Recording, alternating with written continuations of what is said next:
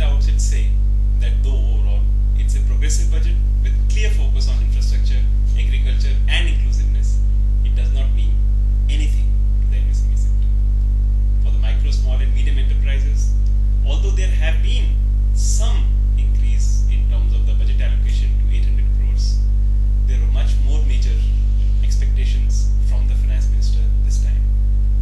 It was expected that the major ailment for the MSME sector, which is the funds allocation or the share of the credit in the Indian marketplace, would increase. It has not happened. Anywhere across the globe, in all the developing and developed economies, the minimum share of credit is 40 to 60%. It is only in India that the MSMEs get only between 8 to 10% of the credit available to the business sector. It was expected that out of the priority sector lending or reservation, which is 40%, at least 50% of that would come to them. It was heartening to see the Prime Minister actually constituting a task force for the MSME sector last year. The task force came out with very good announcements and a good report for the Prime Minister's office as well as the MSME ministry. But somehow it seems that it would be difficult for the task force to do its job with just 1 crore allocated to its entire effort for the year 2010 and 11. The credit support program of the MSME ministry, which runs the credit guarantee fund scheme, has got an additional budget of about 73 crores. That is, the planned expenditure under the program has gone up from 99 crores to about 172.75 crores. Through this scheme, the credit guarantee cover is provided for collateral-free credit facility extended by the member lending institutions to the new as well as existing small enterprises on loans. While the objective is laudable, the fact remains that member lending institutions really have no compulsion or incentive to extend this facility to the needy small entrepreneurs, because in reality the credit guarantee trust does not move fast enough to settle the issues related to the bad rates, if any. Until and unless that is sorted out, I'm afraid not much activity will happen in favor of the MSMEs. The allocation to quality of technology support institutions and programs has been raised from 251.64 crores to 333.5 crores. This, according to me, may not be at all enough to upgrade the tool rooms and the technical institutions of 24 very important institutions and 4 programs that run under the scheme.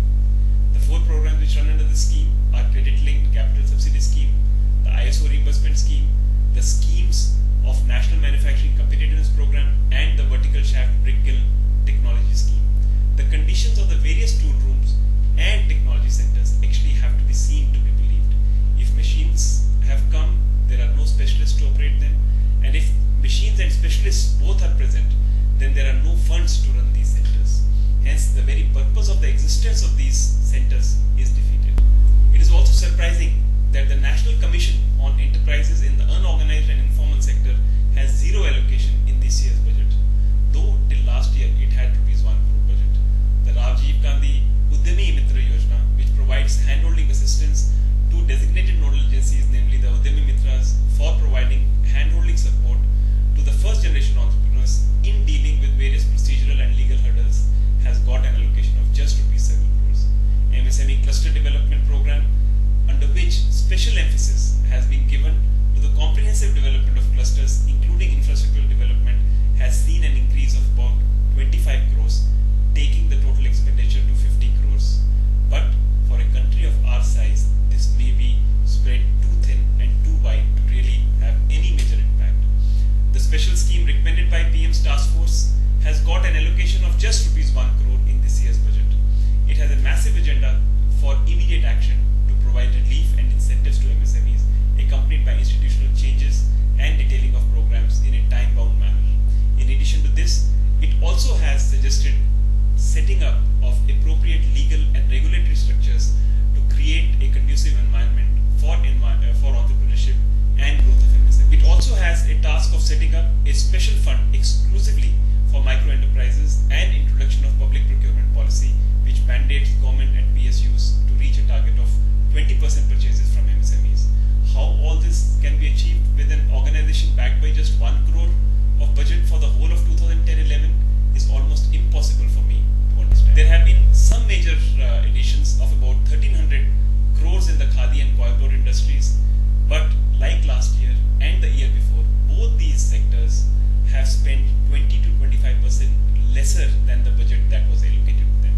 Some other initiatives which have been taken overall but will affect the SME sector positively are extension of packing credit, interest subvention of 2% for another year, raising of audit requirements limit from rupees 40 lakhs to 60 lakh, and for professionals from 10 lakh to 15 lakh, exemption from capital gains on conversion from general partnership to limited liability partnership, a one-time grant of rupees 200 crores to Tirupur textile sector, government initiative to give some more banking licenses and extend banking service to the underbanked and the unbanked segments of the society, agreement signed with Asian Development Bank for US dollars 150 million to implement Khadi Udyog reforms, doubling of corpus of microfinance development and equity fund from 200 crores to 400 crores, allocation of about 1,000 crores to the National Social Security Fund for the employees of the unorganized sector. Despite some sporadic initiatives visible here or there in the budget, there clearly seems to be a lack of coherent approach toward a sustained development of MSMEs. Let's hope that there will be more focus which will come up in the future for the hidden jewels of India who have always got more lip service than real support from the powers that be.